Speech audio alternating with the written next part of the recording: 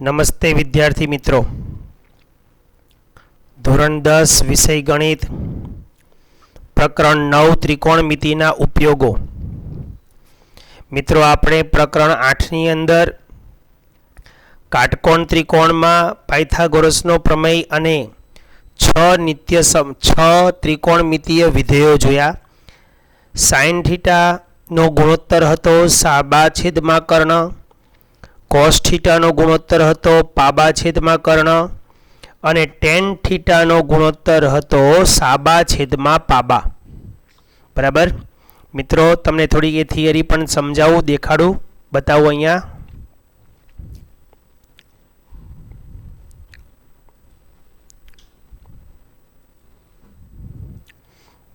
તો પ્રકરણ 8ની જે થિયરી છે એ થિયરી આધારિત હવે એ થિયરીના ઉપયોગ આપણે આ પ્રકરણની અંદર સમજવાના છે કે આ સાઇન થીટા અને કોસ થીટા તેમજ જે એના ગુણોત્તરો છે તેનો ઉપયોગ વ્યવહારુ જીવનમાં ક્યાં થાય છે તે અગત્યનું છે. તો મિત્રો, આની અંદર જેમ આપણે થીટા અહીંયા બદલાયા કરતો હતો ને, જેમ કે અહીંનો સી આગળનો થીટા લઈએ તો તમે નીચેથી આ તમારું નીચેનું તમારું નિરીક્ષણ બિંદુ થઈ જાય. તો નીચેનું એ તમારું નિરીક્ષણ બિંદુ થઈ જાય, સી એ તમારું નિરીક્ષણ બિંદુ થઈ જાય અને તે બિંદુથી તમારે એને જોવાનો આવે. ઓકે, અને હવે ઉપરથી પણ તમારે નીચે જોવાનું આવશે. તો એ રીતે પ્રકરણ 9ની અંદર બે પ્રકારના ખૂણાની વાત કરવામાં આવી છે. એક છે ઉત્સેદ કોણ અને એક છે અવક્ષેદ કોણ. બરાબર, તો આપણે એને સમજીએ. ઉત્સેદ કોણ અને અવક્ષેદ કોણ. જ્યારે તમે નીચે હો, જો આકૃતિમાં જોજો, જ્યારે તમે નીચે હો ત્યારે તમારે કોઈ વસ્તુને ઉપર તરફ જોતા હો, આ પદાર્થ છે પતંગ, તમે ઉપર નજર કરો છો એટલે એ તમારો ઉત્સેદ કોણ રચાય છે. બરાબર, એ તમારો ઉત્સેદ કોણ રચાય છે. જો ખરેખર તમે આપણે જનરલી સીધું જોવા ટેવાયેલા હોઈએ, આપણી નજર હંમેશા સીધી ચાલે. તમે રોડ ઉપર ચાલતા હો તો પણ આપણી નજર સીધી ચાલે અને એમનામ તમે ચાલતા હો અગાસી ઉપર તો પણ તમારી નજર સીધી જ. તમારી નજરની સામે જે પેરેલલ મતલબ કે સમક્ષિતિજ દિશામાં જે દેખાતું હોય તે તમે જોવાના પ્રયત્નો વધારે કરો છો. તો આ સમક્ષિતિજ રેખા છે. આ શું છે? આખી સમક્ષિતિજ રેખા. અહીંયાથી આ તમે સીધું ટેવાયેલા હતા જોવા, પણ પતંગને તમે જોઈને તમારી નજર તમારે ઊંચે કરવી પડી. આપણે ક્યારેક બહાર બેઠા હોઈએ અને ઉપરથી વિમાન નીકળ્યું હોય તો આપણે વિમાનને જોવા માટે નજરને ઊંચી કરવી પડે કે નહીં? બસ, એટલે સમક્ષિતિજ રેખા સાથે આપણે ઊંચી નજર કરતાં જે દ્રષ્ટિકિરણ રચાય, આ દ્રષ્ટિકિરણ છે. બરાબર, આ દ્રષ્ટિકિરણ છે. આ દ્રષ્ટિકિરણ અને આ સમક્ષિતિજ કિરણની વચ્ચે જે ખૂણો બને એને ઉત્સેદ કોણ કહેવાય. એટલે કે ઉપર જોતા જે ખૂણો રચાય તેને ઉત્સેદ કોણ. ટૂંકમાં તમે આવી રીતે યાદ રાખી શકો. ઉપર જોવા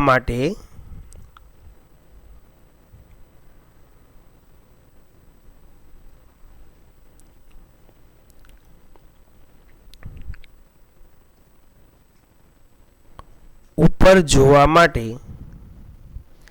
જમીન સાથે આપણે જનરલી જમીન સાથે લખવાનું છે. જમીન સાથે ખરેખર તો ક્ષિતિજ રેખા કહેવાય.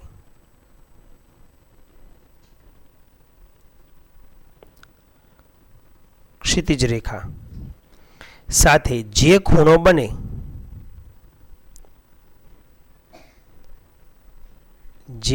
બને તેને ઉત્સેદ કોણ કહેવાય.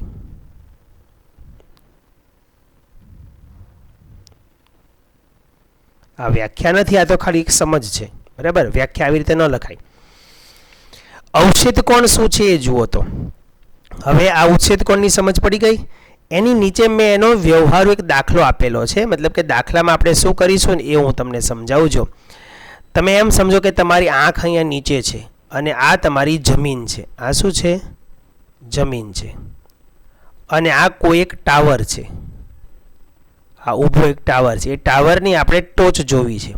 તો ખરેખર તમારી આંખથી તમે અહીંથી કેવું જોતા હતા ટાવરનો, તો તમને શું દેખાતો હતો? આ નીચેનો આ ભાગ જ દેખાતો હતો ને.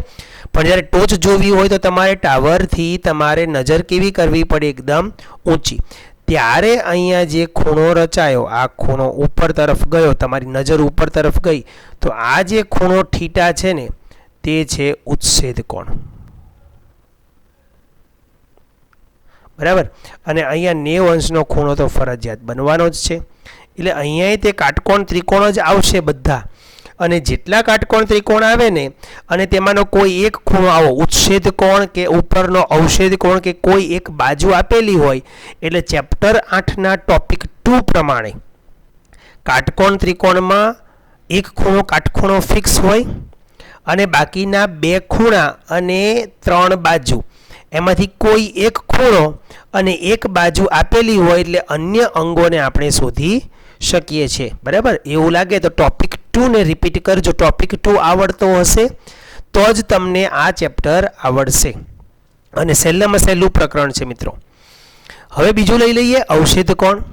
અવક્ષેદ કોણની અંદર તમારે ઉપર રહેવાનું છે, મતલબ કે નિરીક્ષણ કરનાર ઉપર હશે અને વસ્તુ ક્યાં હશે? નીચે હશે. ઉચ્છેદ કોણમાં વસ્તુ ઉપર હશે અને નિરીક્ષણ કરનાર નીચે હશે. અવક્ષેદ કોણમાં નિરીક્ષણ કરનાર ઉપર હશે અને વસ્તુ નીચે આવશે. આ વસ્તુ ખાસ ધ્યાન રાખજો. હવે જ્યારે તમે ઉપર હોવ, 12 માળના બિલ્ડિંગ ઉપર તમે જ્યારે આંટો મારતા હોવ ત્યારે તમે નીચે જુઓ ને તો એ તમારો અવક્ષેદ કોણ કહેવાય. પણ 12 માળના બિલ્ડિંગ ઉપરથી તમે ખરેખર શું નજારો જોવા માંગો છો? તો કે દૂરનું તમારાથી જે સીધી નજરમાં જે આવતું હોય તે. તો જો અહીંયા ચિત્રમાં આ છોકરી ખરેખર તો કેવું જોવા ટેવાયેલી હતી? આ રીતનું સીધું જોવા ટેવાયેલી હતી. પણ જ્યારે એ કોઈ વસ્તુને નીચે જોવે છે ત્યારે પોતાની નજર કેવી કરે છે? અહીંયાથી નમાવે છે. અહીંયાથી પોતાની નજરને નીચે તરફ નમાવે છે. અને નીચે તરફ નમાવે ને એટલે એને કહેવાય અવક્ષેદ કોણ. તો મિત્રો યાદ રાખજો, અવક્ષેદ કોણ આવી રીતની કાલ્પનિક સમક્ષિતિજ રેખા સાથે બનશે. અને ઉચ્છેદ કોણ એ આવી રીતે જ, જો નિરીક્ષણ કરનારની હાઇટ વિશેની કોઈ સ્પષ્ટતા ન કરી હોય, અહીંયા આ નિરીક્ષણ કરનારની હાઇટ વિશે એટલે કે ઊંચાઈ વિશેની સ્પષ્ટતા ન કરી હોય, તો તમારું નિરીક્ષણ તો સમક્ષિતિજ રેખા યા જમીન પણ થશે. તો જમીન પણ સમક્ષિતિજ રેખા થાય જો નિરીક્ષણ કરનારની હાઇટ વિશે સ્પષ્ટતા ન કરી હોય તો એમ સમજવાનું તમારી આંખ જમીન પાસે અડાડીને તમે નજર કરો છો. સમજાઈ ગયું? મતલબ તમારે જમીન ઉપર સૂઈ જવાનું અને તમારે ઉપર વસ્તુને જોવાની છે જ્યારે નિરીક્ષણ કરનારની હાઇટ વિશે સ્પષ્ટતા ન કરી હોય ત્યારે. પણ જ્યારે તમે ઉપર છો અને અવક્ષેદ કોણ આપેલો છે ત્યારે વ્યક્તિની હાઇટ સાથે કોઈ લેવા દેવા નથી. ત્યારે તેની આંખથી જ સમક્ષિતિજ રેખા દોરવાની અને તે કાલ્પનિક સમક્ષિતિજ રેખા સાથે જે તમારી દ્રષ્ટિ રેખા હશે તેનું અથવા દ્રષ્ટિ કિરણ જે હશે તેનો જે ખૂણો બને તે ખૂણો તમારો અવક્ષેદ કોણ થશે. અને આ અવક્ષેદ કોણ આમ પાછો ઝેડ જ બનાવશે જુઓ છે ને, એટલે એ અવક્ષેદ કોણ જમીન સાથે પછી યુગ્મ કોણ જ બનાવશે. અવક્ષેદ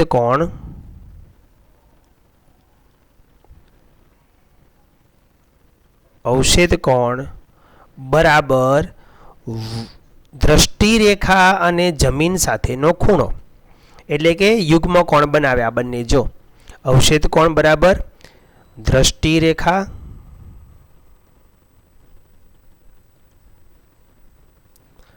અને જમીન સાથેનો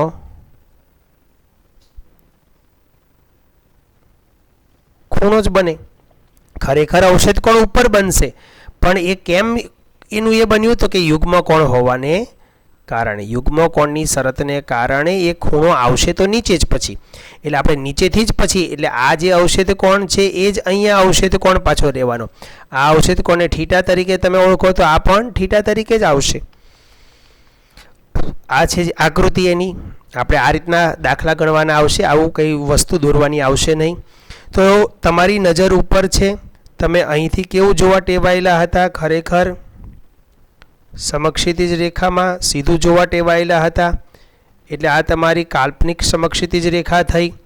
અને અહીંથી જ્યારે તમે કોઈ વસ્તુને નજરમાં લ્યો છો ત્યારે એ વસ્તુ તમારી નીચે હોય છે. એટલે અહીંયા જો વસ્તુ પડેલી છે તો તમારું આ દ્રષ્ટિકિરણ છે. આ દ્રષ્ટિકિરણ અને આ સમક્ષિતિજ કિરણ સાથે તમે જે ખૂણો બનાવો છો, ડાઉન નજર કરવી પડે છે, આને કહેવાય છે અવશેદ કોણ. અને આ અવશેદ કોણ પણ થીટા તરીકે હોય તો એ અહીંયા પણ તમારો એ જ રીતનો ખૂણો બનાવશે યુગ્મ કોણને કારણે. એટલે એ પણ થીટા આવશે. એટલે અંતે તો ઉચ્છેદ કોણ પણ જમીન સાથે બનશે અને અવશેદ કોણ પણ જમીન સાથે જ બનશે. બરાબર. પણ પહેલાં જમીન સાથે નથી બનાવવાનો, પછી યુગ્મ કોણની શરતને આધારે જમીન સાથે બનાવવાનો છે. તો આ બે શરતને આધારે ઉચ્છેદ કોણ અને અવશેદ કોણને આધારે આપણે અહીંના દાખલા સમજવાના છે. તો મિત્રો, આશા છે કે ઉચ્છેદ કોણ અને અવશેદ કોણ વિશેનો ખ્યાલ આવી ગયો હશે. તો હવે દાખલા ગણીએ એટલે થોડોક વધારે એનો વ્યવહારુ સમજ આવી જશે. ઉદાહરણ નંબર 1. જમીન ઉપર એક ટાવર શિરોલંબ સ્થિતિમાં છે. જો હવે મેં અહીંયા આકૃતિ દોરી છે, હું અહીંયા ટાવરને એવું બધું નહીં દોરું, પણ તમને ખ્યાલ આવી જવો જોઈએ કે જમીન ઉપર એક ટાવર શિરોલંબ સ્થિતિમાં. શિરોલંબ એટલે ઊભો. તો એમ સમજો આ ઊભો જે છે એ બી એ ટાવર છે અને આ BC એ તમારી જમીન છે. તો ઊભો એક ટાવર છે, આ આપણો ટાવર. ઓકે, એ બી ટાવર છે. તો તમારે અહીંયા બાજુમાં દાખલા ગણતી વખતે વિગતો બધી લખવી પડશે. જો આ વિગત નહીં લખો તો તમારા માર્ક્સ કપાઈ શકે અથવા કદાચ ન પણ આવે. ધારો કે AB બરાબર ટાવર, અને ટાવરની જો ઊંચાઈ આપેલી હોય તો લખવાની, ન આપેલી હોય તો નહીં લખવાની. AB બરાબર ટાવર. ઓકે, ત્યાર પછી BC શું છે? તો કે BC એ B એ ટાવરનું શું કહેવાય? પાયો કહેવાય. અને તેના પાયાથી, એટલે B એનો પાયો છે, પાયાથી 15 મીટર દૂર રહેલા જમીન ઉપરના એક બિંદુ, એટલે ટાવરના પાયાથી આ 15 મીટર દૂર એક જમીન ઉપરનું બિંદુ છે. 15 મીટર બિંદુ કોણ છે? તો કે આ C બિંદુ છે, જમીન ઉપરનું બિંદુ C છે. તો શું લખી શકો તમે? BC ઇઝ ઇક્વલ ટુ, તો BC ઇઝ ઇક્વલ ટુ લખી શકાય ટાવરના પાયાથી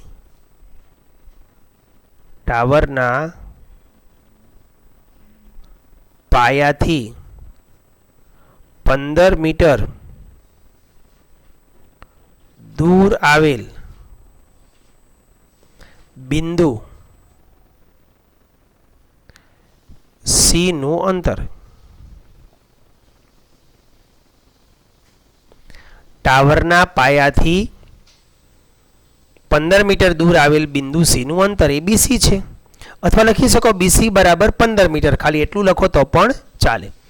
હવે ટાવરના ઉચ્છેદ કોણનું માપ. હવે જો મિત્રો અહીં શું લખ્યું છે? ઉચ્છેદ કોણ. મતલબ તમારે રહેવાનું છે ક્યાં? તમારી આંખ ક્યાં હશે? અહીંયા નીચે હશે. તમારી આંખ અહીંયા નીચે છે અને તમારે અહીંથી નજર કરવાની છે ઉપર તરફ. એટલે આ જે ખૂણો છે ને એ તમારો 60 અંશનો છે. ઓકે, તો જુઓ હવે કાટકોણ ત્રિકોણ ABC ની અંદર જે ખૂણો છે એને લખીએ આપણે ખૂણો ACB. ખૂણો ACB બરાબર 60 અંશ. હવે મિત્રો અહીંયા જુઓ ટોપિક 2 ચેપ્ટર 8નું એક બાજુ છે અને એક ખૂણો છે. આ તો 90 અંશ ફિક્સ જ હોય, તો આ 30 અંશનો ખૂણો બની જાય. 60 છે, આ 90 છે, તો આ 30 બને ને. ત્રિકોણના ત્રણેય ખૂણાના માપના સરવાળા ઉપરથી ખૂણા એનું માપ 30 અંશ બનશે. 30 અંશની સામેની બાજુનું માપ કર્ણ કરતાં અડધું છે, મતલબ કર્ણ તમારો 30 મીટરનો હશે. અને આ બધી બાબતોને ધ્યાનમાં ન રાખો તો કંઈ વાંધો નહીં. આપણે શોધવું શું છે? તો કે ટાવરની ઊંચાઈ. તો ટાવરની ઊંચાઈમાં પ્રશ્નાચિહ્ન કરી દો. હવે આપણી પાસે જે ત્રિકોણ છે ને એ ત્રિકોણની વાત કરીએ. ત્રિકોણ ABC માટે, ત્રિકોણ ABC માટે જે શોધવું છે એ ઉપર લખીએ. મારે AB શોધવો છે તો AB ઉપર. આપેલો કોણ છે? BC, તો BC આવશે નીચે. હવે નિરીક્ષણ મારે ક્યાંથી કરવાનું છે? 60 થી. ટોપિક 8મું ચેપ્ટર ટોપિક 2 બતાવી દઉં એક વખત.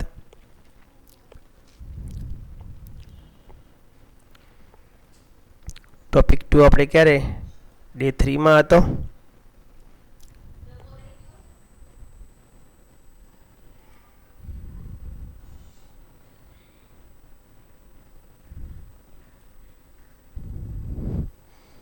ચાલો અહીંયા જ બતાવી દઈએ.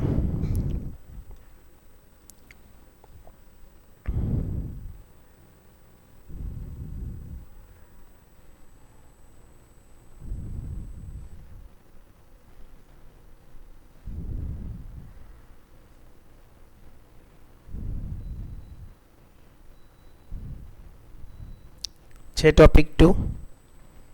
હવે અહીંયા જુઓ, તમને અહીંયા આ ત્રિકોણ એબીસીમાં ખૂણો બી કાટખૂણો છે. એબી બરાબર 5 આપેલો છે અને એસીબી એટલે ત્રિજંશનો. જો સેમ આકૃતિ છે ને પેલી આપણી આ બંને, બરાબર કે નહીં? આની અંદર અહીંયા 60 હતું અને અહીંયા તમને ટાવર શોધવાનો કીધો છે ને આ માપ તમને 15 એકમ આપેલું છે. તો એવું અહીંયા પણ હશે કદાચ. આ 3 છે ને આ શોધવાનું છે. એટલે આવી રીતના તમે દાખલામાં જોશો તો અહીંયા તમે શું શોધો છો તો કે પાબા સાબાનો ગુણોત્તર લઈ લો છો કે નહીં સીધો. બસ એ જ રીતે કામ કરવાનું છે આપણે. ક્લિયર? તો ટોપિક 2 જો તમને આવડતો હશે તો તમે સારી રીતે ચેપ્ટર 9 ને કવર કરી શકશો.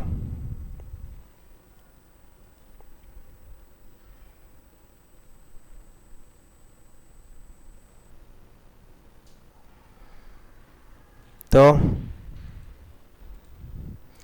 ચેપ્ટર 9 નું આ જે ઉદાહરણ છે એ કરીએ. હવે એબી શોધવાનો છે ને બીસી આપેલો છે એટલે મેં એબી ના છેદમાં બીસી લખ્યો. મારે નિરીક્ષણ ક્યાંથી કરવાનું છે? 60 થી. 60 થી નિરીક્ષણ કરવું તો આ એબી કઈ બાજુ થાય? સામેની. અને આ કઈ બાજુ થાય? પાસેની. તો હું અહીંયા લખી સાબા છેદમાં પાબા. સાબા છેદમાં પાબા. સાબા અને પાબા એટલે કોનો ગુણોત્તર છે?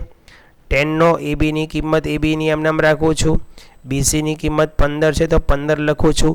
સાબા પાબા એટલે આ 10 થાય વિધેય. સાબા પાબા એટલે 10 વિધેય થાય. અને ખૂણો કેટલા અંશનો થાય? 60. તો 60 થી નિરીક્ષણ કરું છું એટલે 60 લેવાનું. હવે એ જ રીતે ફરી પાછું તમારે ટેબલ યાદ કરવું પડશે. ટેબલની કિંમત તમારે આની અંદર મૂકવાની છે. એબી નો એબી લખું છું અહીંયા, નીચે 15. 10 60 ની કિંમત શું હતી? તો મિત્રો આપણે પહેલાંને આ બાજુ લઈ લઈએ ટેબલને. તો જુઓ મિત્રો, સ્ક્રીન ઉપર હવે તમને ટેબલ દેખાય છે. એમાં આપણે 10 60 ની કિંમત શોધીશું. તમારે પણ આ રીતે ટેબલને યાદ રાખવાનું છે. એટલે ટેબલ બનાવતા મેં તમને અગાઉ પણ શીખવાડેલું છે. એ વિડીયોને ફરી પાછા તમે રિપીટ કરી લેજો ટોપિક 2 ના વિડીયોમાં જ. અને ટેબલ બનાવવાની જે પ્રેક્ટિસ છે સારી એવી કરજો તો તમે કિંમતો સરળતાથી મૂકી શકશો. અહીંયા 10 60 ની કિંમત વર્ગમૂળ 3 છે એટલે તમારે અહીંયા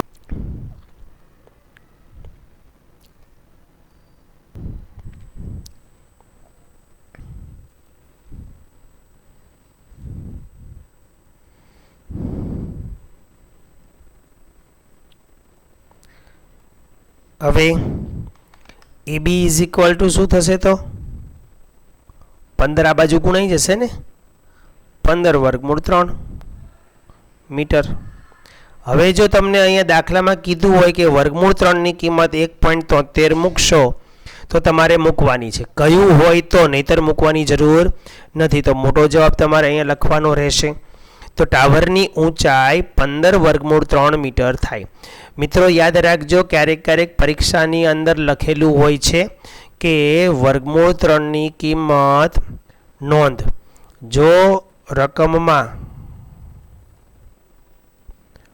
વર્ગમૂળ 3 બરાબર 1.73 લખેલ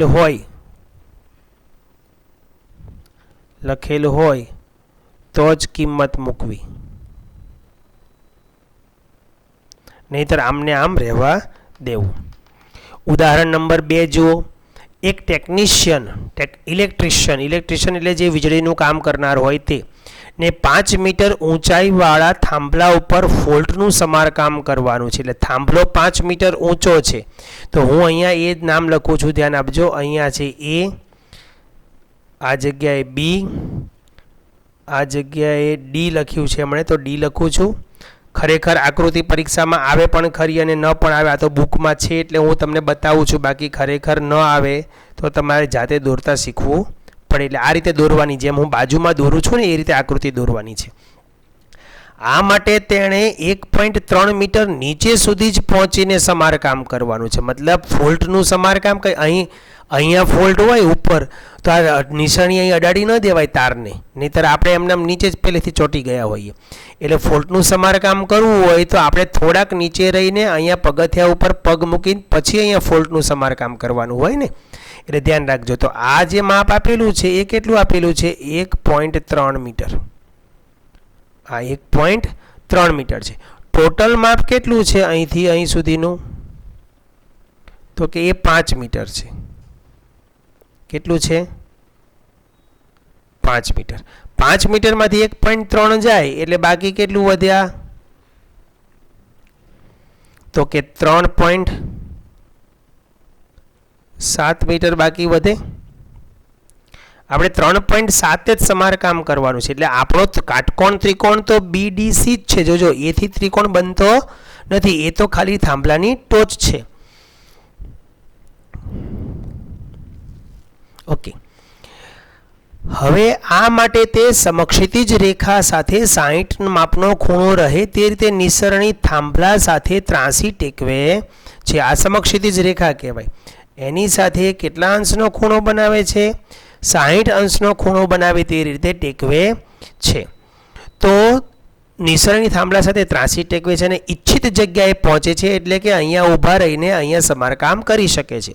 તો નિસરણીની લંબાઈ કેટલી હશે?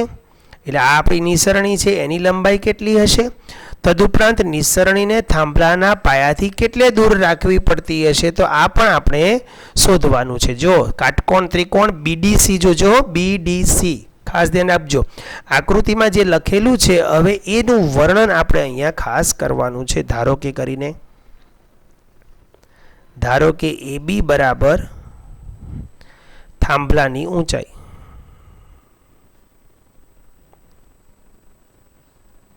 થાંભલાની ઊંચાઈ. BD બરાબર જે અહીંયા લખેલું છે ને એ નિસરણી જે ટેકવેલી છે તેનું અંતિમ સ્થાન અથવા તો વ્યક્તિને જ્યાં સુધી ચડવાનું છે તે સ્થળ, સમારકામ કરવા માટે પહોંચવાનું સ્થળ. BD બરાબર સમારકામ માટે પહોંચવાનું સ્થળ, પહોંચવાનું અંતર લખો ને આપણે. પહોંચવાનું અંતર બરાબર કેટલા છે?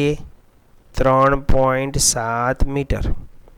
આ થાંભલાની ટોટલ ઊંચાઈ છે 5 મીટર. આ 1.3 કેમ બાદ કર્યા એ કંઈ બતાવવાની જરૂર નથી, ને બતાવવું હોય તો તમે બતાવી શકો. સોરી, AD બરાબર થાંભલાની ઊંચાઈ આવશે. હો, AD. અને AB બરાબર શું આવશે? તો કે થાંભલાની ટોચથી નિસરણીનું ઉપરનો છેડો. જો થાંભલાની ટોચથી નિસરણીનો ઉપરનો છેડો, ઉપરના છેડાનું અંતર બરાબર 1.3 મીટર. ઓકે, ચલો DC શું છે? DC ઇઝ ઇક્વલ ટુ, તો કે થાંભલાથી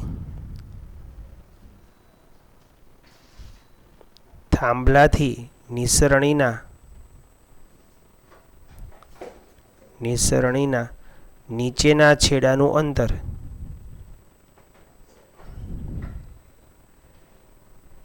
નીચેના છેડાનું અંતર એ આપણે શોધવાનું છે. અને BC શું છે? BC બરાબર નિસરણી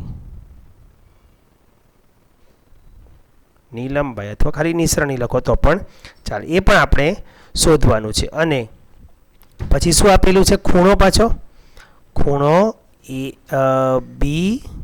CD BCD બરાબર 60 અંશ ઉચ્છેદ કોણ આપેલો છે.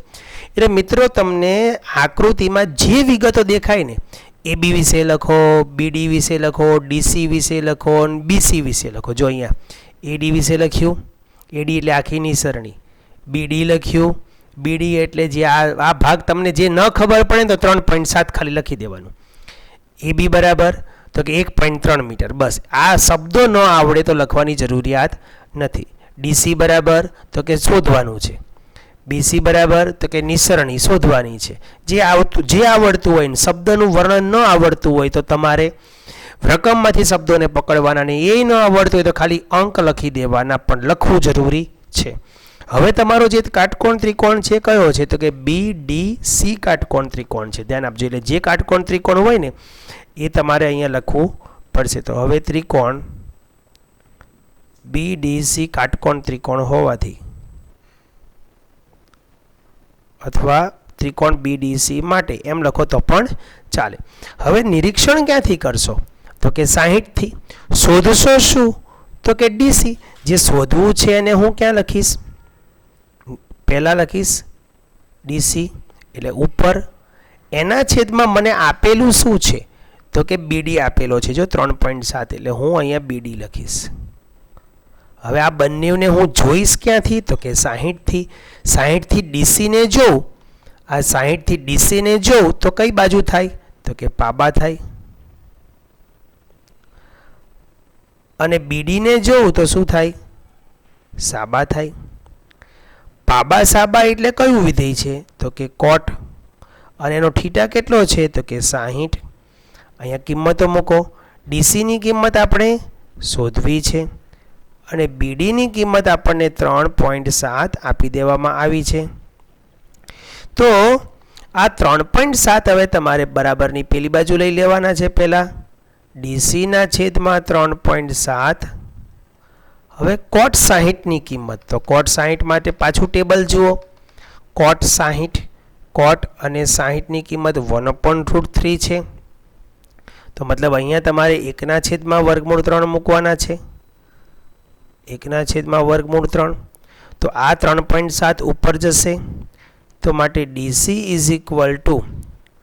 3.7 અને ગુણ્યા 1/√3. બરાબર. તો અહીં ધ્યાન આપજો ખાસ. હવે અહીંનું સાદું રૂપ હું તમને આપું છું. આ તો અહીંયા શું કરવાનું તો માટે DC = શું થાય તો કે આ જે 3.7 છે ને, હવે જો આ 1/√3 હોય ને તો 0.58 મૂકી દેવાના અંશમાં. હા, ધ્યાન આપજો. આખા 1/√3 ની કિંમત 0.58 છે. તો આ 1/0.3 એ બાજુના ગુણાકારમાં છે આની સાથે. એટલે આની કિંમત તમારે શું મૂકી દેવાની? 0.58. યાદ રાખજો. ખાલી √3 મૂકવાના હોય ને તો 1.73 અને 1/√3 મૂકવાના હોય ને તો 0.58. યાદ રાખજો. આ એટલે તમે કદાચ એકને અહીં રફ કામ બતાવું, 1/√3 એનો મતલબ એવો થાય કે 1/1.73. બરાબર. 1/1.73 એટલે આનો તમે ભાગાકાર કરશો ને તો 0.58 એપ્રોક્સ આવી જશે. બરાબર. એટલે આપણે 1.3 ની કિંમત સીધી 1/√3 ની કિંમત ખાલી 0.58 મૂકવાની રહેશે. હવે આ બંનેનો ગુણાકાર કરજો. ગુણાકાર કરશો એટલે તમને DC મળી જશે. બરાબર, આટલા મીટર. હવે બાજુમાં બીજું જોઈએ. નિસરણી શોધવાની છે ને BC. તો એને આપણે નિરીક્ષણ કરીએ BC. તો BC આપણે શોધવાનો છે. આપેલું શું છે? BC શોધવાનો છે. આપેલું છે આપણને BD. નિરીક્ષણ કરવાનું છે તમારે 60 થી. 60 થી નિરીક્ષણ કરો. આ BC એટલે કર્ણ થાય, કર્ણ થાય. અને BD એટલે સાબા થાય. કર્ણના છેદમાં સાબા. કર્ણના છેદમાં સાબા એટલે વિધેય બોલો કોસેક. કોસેક 60. BC ની કિંમત શોધવાની છે. BD ની કિંમત 3.7 આપેલી છે, તો માટે BC ઇઝ ઇક્વલ ટુ, હવે BCના છેદમાં 3.7 અને કોસેક 16 2/3, તો અહીં શું આવશે તમારો જવાબ? 2/3. હવે આને ઉપર લઈ જાઓ તો એને આ રીતે લખીશું, જોજો BC ઇઝ ઇક્વલ ટુ 3.7 ઉપર, 2 પણ ઉપર, અને વર્ગમૂળ 3 વાળા ભાગને હું છૂટો પાડી દઉં છું આવી રીતે. તો હવે 3.7 ગુણ્યા 2 અને આખાની જગ્યાએ શું લખવાનું? 0.58. હવે આ ત્રણેયનો ગુણાકાર કરજો એટલે તમને મળી જશે BC, અને BC એ તમારી નિસરણી છે અને DC એ તમારું નિસરણીનું પાયાથી અંતર છે, એટલે મોટો જવાબ તમારે અહીં શું લખ્યું છે? વર્ગમૂળ 3ની જગ્યાએ 1.73, પણ જો તમે અહીં મેં બતાવ્યું ને વર્ગમૂળ 3 છે ત્યાં તમે છેદમાં છે તો છેદમાં 1.73 લખો, તો 1/1.73નો ભાગાકાર કરો. બતાવી દઉં, કેલ્ક્યુલેટર એ સ્ક્રીન ઉપર આવી જશે, તમતાર ટેન્શન નહીં આપણે. બરાબર, જોજો 1 ભાગ્યા 1.73 લેવાના ને, 1.73, બરાબર. શું આવ્યું? 0.578. હવે પાછળના આ જે 78 છે મિત્રો, ધ્યાન આપજો અહીંયા ખાસ, પાછળના આ જે 78 છે, આ 78 કોની નજીક છે? 80ની, એટલે જવાબ શું થઈ ગયો? 0.8000 સમથિંગ થઈ જાય છે, એટલે 0.58 આપણે ખાલી લઈએ છીએ આને. ઓકે, તો ખાસ ધ્યાન રાખજો આ બધી વસ્તુ, કે છેદમાં વર્ગમૂળ 3 હોય તો 0.58 વડે અંશમાં જ ગુણવાનું, એટલે કે ઉપર જ ગુણવાનું છે, લેવલમાં લઈ લેવાનું છે, મતલબ આ જો આવી રીતે કરજો. ઓકે, અહીંયા જો મેં 2 છૂટો પાડી દીધો 1/√થી, આખાની કિંમત 0.58 છે. ઓકે, તો મોટા જવાબ પાછા લખવાના ભૂલતા નહીં. પ્રશ્ન નંબર, ઉદાહરણ નંબર 3, 1.5 મીટર ઊંચાઈવાળી એક નિરીક્ષક. જો મિત્રો, પ્રશ્ન 1 અને 2 ની અંદર તમને જોનાર વ્યક્તિ ક્યાંથી જોવે છે એવું કોઈ સ્પષ્ટતા કરી નથી. અહીંથી લખેલું જમીન ઉપર એક બિંદુથી, તમે અહીંથી જોતા હતા, પણ તમારી આંખ ક્યાં હતી? સાવ જમીનને અડાડીને હતી. જ્યારે અહીંયા શું છે? નિરીક્ષકની ઊંચાઈ આપેલી છે. તો જ્યારે નિરીક્ષકની ઊંચાઈ આપેલી હોય ત્યારે તમારે થોડીક બાદબાકીના પ્રશ્નો ખાલી ઊભા રહેશે. તમે એમ સમજો, આ એક છોકરી છે,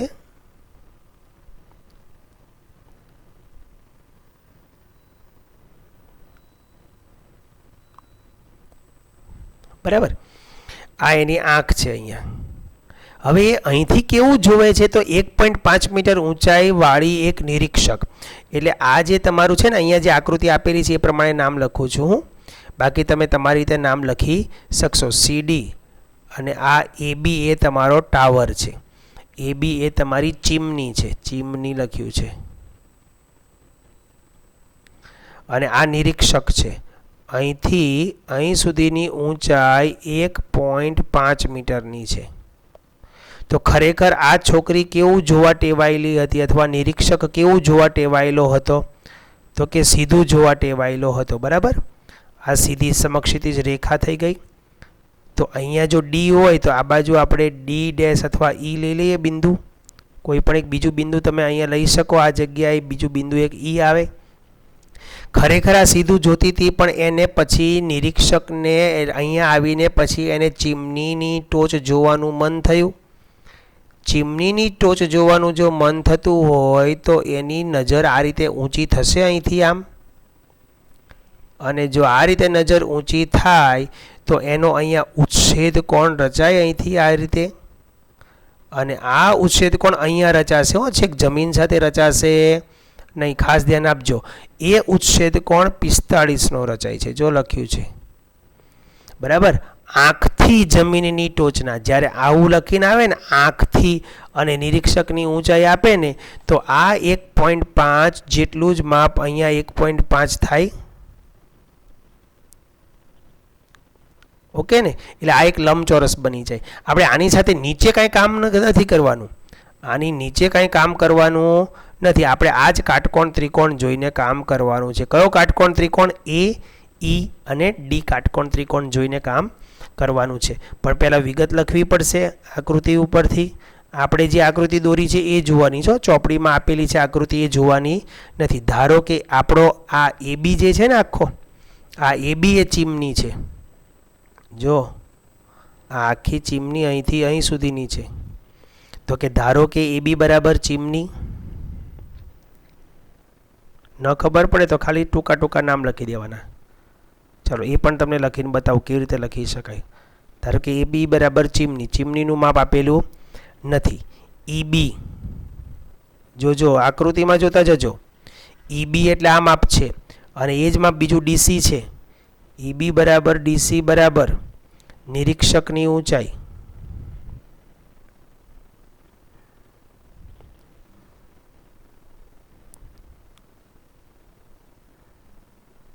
નિરીક્ષકની ઊંચાઈ બરાબર 1.5 મીટર.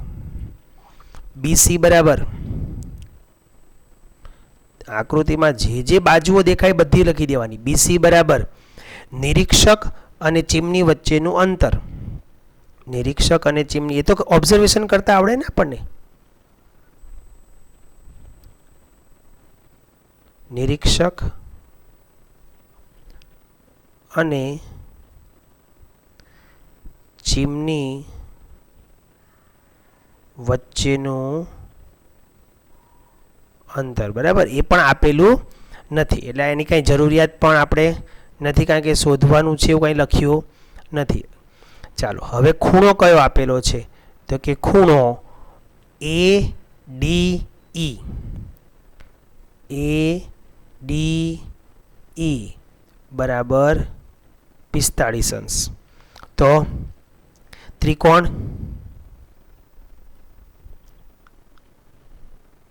એ ઈ અને ડી માટે, આ એ ઈ ડી કાટકોણ ત્રિકોણ થયો ને, એની માટે કામ કરો છો. હવે તમારું નિરીક્ષણ બિંદુ કયું થઈ જશે? ડી. ડી થી તમારે હવે આ માપ આપણી પાસે છે નથી, ખાલી આ છે, સોરી, જો ચીમનીથી 28.5 મીટર દૂર ઊભેલી છે, એટલે આ માપ છે આપણી પાસે 28.5. આ પણ થાય ને તો 28.5 આ લંબચોરસ બને એટલે. તો અહીંયા છે નિરીક્ષક વચ્ચેનું અંતર બરાબર 28.5 મીટર. તો મતલબ આ બાજુનું માપ આપેલું છે. આ નિરીક્ષણ બિંદુ છે આપણું, ડી નિરીક્ષણ બિંદુ છે, પાબા છે અને સાબા આપણે અહીંથી નજર કરો એટલે ચીમનીની ઊંચાઈ શોધવાની છે ને. તો એ ઈમાં 1.5 ઉમેરો એટલે ચીમનીની ઊંચાઈ મળી જશે. તો એ ઈ ડી માટે, ત્રિકોણ એ ઈ ડી માટે શોધવો છે આપણે એ ઈ. એ ઈના છેદમાં ડીઈ. નિરીક્ષણ કરવાનું છે અહીંથી સામેની બાજુ અને આ થઈ પાસેની બાજુ, સાબા પાબા.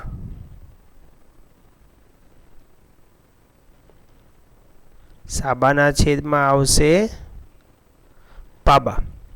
ચાલો એ ઈનું માપ કેટલું છે? તો કે એ ઈનું માપ આપણે શોધવાનું છે અને ડીઈનું માપ છે 28.5. સાબા અને પાબા એટલે કયું વિધેય? તો કે tan વિધેય. અને કેટલાથી નિરીક્ષણ કરવાનું છે? 45 અંશના ખૂણેથી નિરીક્ષણ કરવાનું છે. tan 45 ની કિંમત આવે છે 1 મિત્રો. તો આ 28.5 tan 45 ની કિંમત 1 છે. 1 સાથે 28.5 ગુણાય તો એ ઈ પણ કેટલો આવશે? 28.5 મીટર. આ તમારી ચીમનીની ઊંચાઈ નથી હો, ધ્યાન આપજો. એ ઈ થયું. એ ઈ એટલે શું? તો એ ઈ એટલે આટલું માપ, અહીંથી આટલું થયું, બરાબર. હવે એમાં આ 1.5 શું કરી દેવાનું? ઉમેર દેવાનું છે. માટે ચીમનીની ઊંચાઈ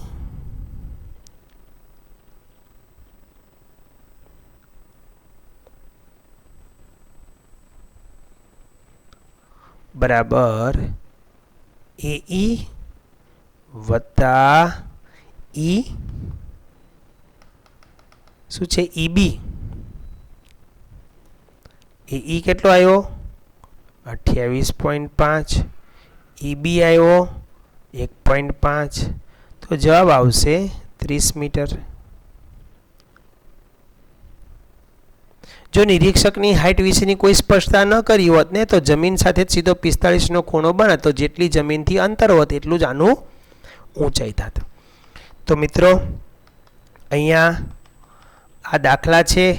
હવે આપણે સ્વાધ્યાય 9ના પ્રશ્ન 5 સુધીના શીખવાના છે દાખલા, એ પણ આના જેવા જ છે. થોડાક જાતે પ્રયત્ન કરી જોજો, અને નહીંતર આવતા વિડીયોની અંદર તમને આના ઉકેલ પણ મળી જશે. જય હિન્દ, જય ભારત.